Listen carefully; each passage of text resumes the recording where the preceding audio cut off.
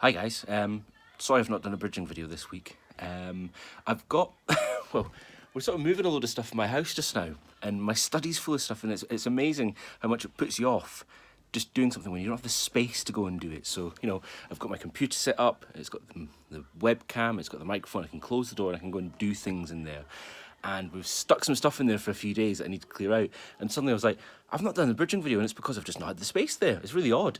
So, lesson from that: always make sure you have a nice clear space to do things like this, and you don't find yourself hiding through beside your tumble dryer, which is behind this curtain, hiding from your son who's watching PJ Masks to record a bridging video. So I just want to very quickly say hi. We've obviously got a webinar tomorrow. Last week, to remind you, we were looking at digital natives, digital immigrants, the debate around that.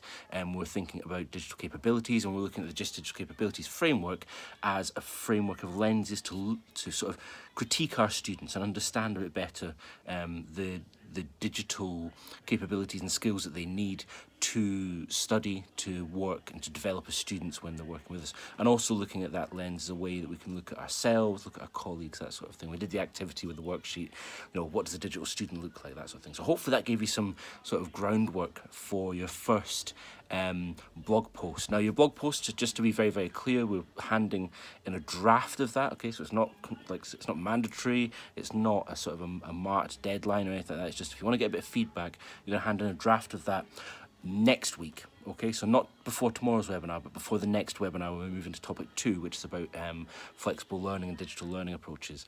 But what we're doing tomorrow is we're building on the idea of these sort of the digital student, and we're looking at that in terms of connectivism. Okay, so connectivism is our first sort of new word, perhaps for some of you. It's a name that was bolted onto a sort of a learning theory, sort of a social learning theory designed around the use of networked computers and things,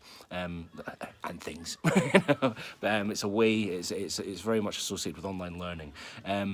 Again, it's very open to critique. It's not the most well established. It's only really been in discussion since sort of the early noughties, but it is the pedagogy that underpins things like MOOC. So if you've come across a MOOC before, that's a connectivist approach that's being used there. So there's a paper there, which, as I was saying in the webinar last week, is quite dense, and there's quite a lot in that paper. Don't worry too much if you don't get everything from it straight away. It'll give you an idea of some of the terminology which is associated with that, and hopefully get a little bit about the connectivist approach. But then taking that, in the preparatory materials, there's a presentation from me going through some of that terminology, and then there's a paper called Miranda and the Brave New World of Universities 2.0, or whatever the long drawn-out name of it is. But it's this narrative of this student called Miranda. It's an interesting one because the paper's written in 2009, if I remember correctly, looking forward into 2012. So now we're looking back onto that, okay? So it's an interesting paper to frame up where thinking was around that, some of the predictions that were made. So when you're reading through that paper, and some of the things we'll be doing tomorrow is thinking about, what was predicted correctly, what was predicted sort of incorrectly, what is the wooliness around, and what things did happen that aren't suggested in the paper.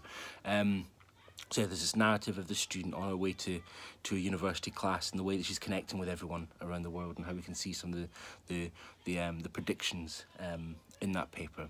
And it's also talking a little bit around about the edges about sort of student device ownership and things. So yeah, that's what we've got for tomorrow.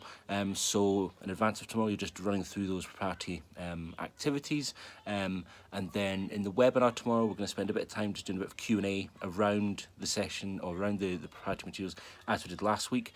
I think I'm trying to remember back. I've not checked my activities for tomorrow. I'm trying to remember back to the last delivery because I switched it around. I think we've got a little bit of an activity, but what I'm getting around to saying is I'm going to give over a load of time to the PBL task, because I'm aware that we're sort of into week 3.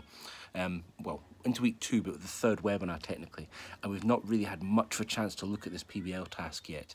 I don't want anyone to panic about it. It's not a huge bit of the module. There is a significant chunk of the assessment that's attached to it, but it's a reflection on your process of going through and being a student on FDOL, primarily looking at this PBL task. So what we'll do tomorrow is try and give over at least an hour and a half to the PBL task. So I'll try and get through some discussion.